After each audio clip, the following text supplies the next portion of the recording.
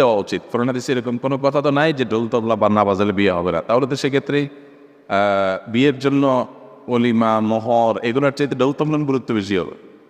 সবাই তাহলে ঢোল তবলা আনতে হবে বিয়ের জন্য। এটা যদি কেউ বলে থাকে সেটা অবশ্যই ভুল এবং মন গড়া কথা, এর কোনো ভিত্তি নেই। নবী সাল্লাল্লাহু আলাইহি ওয়াসাল্লাম যেখানে বুখারী হাদিসে বলেছেন বুইস্তু লিআকসিরাল মাযামির, লিআকসিরাল মাযামির, আমি আসছি হলো, আমাকে আল্লাহ পাঠিয়েছেন হলো এই বাদ্যযন্ত্র এগুলোকে থামাবার জন্য, এগুলোকে ভাঙার জন্য, অর্থাৎ এগুলো বন্ধ করবার জন্য। সেখানে আপনি যদি বলেন বিয়ের জন্য বা ঢোল তবলা না মেলে হবে না, তাহলে কীভাবে জায়েজ হয়? হ্যাঁ, একটা বিষয় আছে। নবী করিম সাল্লাল্লাহু আলাইহি সাল্লাম, আমাদের আয়েশা রাদিয়াল্লাহু আনহা, আরও বিভিন্ন সাহাবীদের আমল, এগুলো দ্বারা প্রমাণিত হয় যে তারা বিয়ের অনুষ্ঠানে একটু আনন্দ